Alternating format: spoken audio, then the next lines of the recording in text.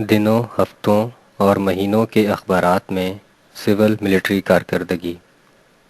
Column نگار Syed Sardar Ahmed Pirzada, the first blind journalist of Pakistan. Email safsaf@life.com، email saafaf@live.com، web blog www.safsaf.blogspot.com۔ روزنامہ نوائے وقت، مورخہ 17 جون 2016۔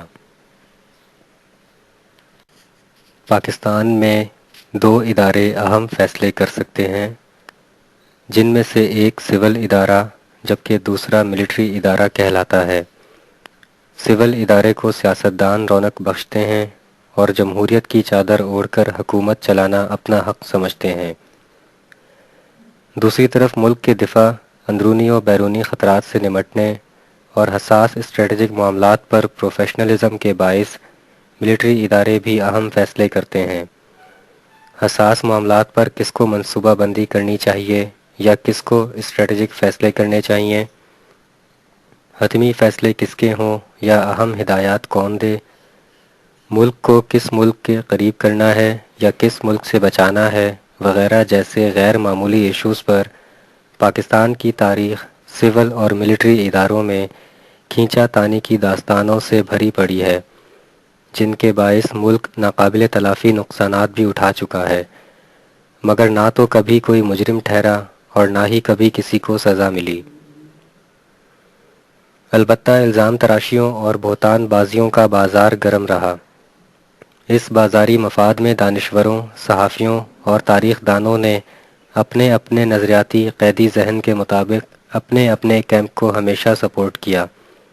کسی کے نزدیک ملک چلانے کے لیے حتمی فیصلہ ساز ادارے صرف سول ادارے ہیں، جبکہ دوسروں کے نزدیک سول اداروں کی نااہلیت، شارٹ سائٹڈ اور معمولی مفاد پرستیوں کے باعث اہم ترین ضروری فیصلے نہیں ہو پائے۔ اسی لیے ملک کے نقشے پر کئی چھوٹی بڑی تباہیوں کے نشانات موجود ہیں۔ دونوں کیمپوں کے فریقین اپنی اپنی گواہی میں اس وقت کے سول اور ملٹری اداروں کے رویوں اور واقعات کو سامنے لاتے ہیں۔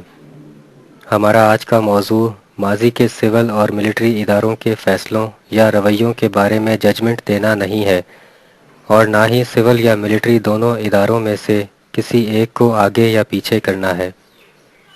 سول اور ملٹری اداروں کی اپنی اپنی جگہ کا تعین دنیا بہترین انداز سے کر چکی ہے کہ جمہوریت ہی کسی ملک کا شاندار پہناوا ہے۔ البتہ ہمارا آج کا موضوع وہ کام ہے جو ان دنوں ہمارے سول اور ملٹری ادارے اپنے اپنے طور پر کر رہے ہیں۔ پہلے سیاسی اداروں کے کاموں کا مختصر سا جائزہ لیتے ہیں۔ گزشتہ چند دنوں، چند ہفتوں یا چند مہینوں کے اخبارات لیں تو ایک جیسی ہی خبریں پڑھنے کو ملیں گی۔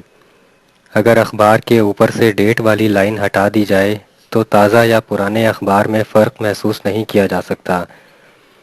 جو خبریں پرانے اخبارات میں چھپی تھیں تقریباً ویسی ہی خبریں نام اور چہرے بدل کر تازہ تاریخ والے اخبارات میں بھی موجود ہوں گی۔ ایک دوسرے پر کرپشن اور دھاندلی کے الزامات پہلے بھی تھے، اب بھی ہیں۔ مخالف کے لیے گالی گلوچ یا جگت بازی پہلے بھی تھی، اب بھی ہے۔ پاناما لیکس پر TORs کے ذریعے اپوزیشن کو مزہ چکھانے کی کوشش حکومت پہلے بھی کر رہی تھی، اب بھی کر رہی ہے۔ TORs کا قانون نہ بننے دے کر حکومت کو بلاسٹ تک پہنچانے کی اپوزیشن کی خواہش پہلے بھی تھی، اب بھی ہے۔ آپ کو چند دنوں، ہفتوں یا مہینوں کے کسی اخبار میں بے روزگاری ختم کرنے کے سنجیدہ اقدامات نہیں ملیں گے۔ لوگوں کی برباد ہوتی ہیلتھ کو بچانے کی کوئی عملی منصوبہ بندی نظر نہیں آئے گی۔ فلاحی ریاست کے سہانے خواب دکھانے والا کوئی سیاستدان روز بروز بڑھتی خودکشیوں کی وجہ تلاش کرتا نظر نہیں آئے گا۔ پاکستان کو جنت نظیر بنانے کا خواب دکھانے والے سیاستدان عوام کو جہنم زدہ زندگی سے چھٹکارا دلانے کے لیے مل کر کام کرنے کی بجائے اسمبلیوں میں مل کر لڑتے جھگڑتے ہیں۔ اپنی سیاست چمکانے اور دوسرے کی سیاست کو اڑنگا دینے کے لیے ٹی وی اسکرین پر عوام کے دکھ میں اکثر سیاستدان اتنا غمگین چہرہ بنا لیتے ہیں کہ ان کی اداکاری دیکھ کر ہالی ووڈ کے اداکار بھی انہیں اپنا استاد مان لیں۔ سیاست دانوں کی چھلیاں بھوننے والی اس انگیٹھی کو اکثر میڈیا بھی خوب پنکھا جھلتا ہے۔ آئیے اب فوجی اداروں کے کاموں کا مختصر سا جائزہ لیتے ہیں۔ گزشتہ چند دنوں، چند ہفتوں یا چند مہینوں کے اخبارات اٹھائیے تو پڑھنے کو ایک جیسی خبریں نہیں ملیں گی۔ اگر اخبار کے اوپر سے ڈیٹ والی لائن ہٹا دیں تو تازہ یا پرانے اخبار میں خود بخود فرق محسوس ہو جائے گا۔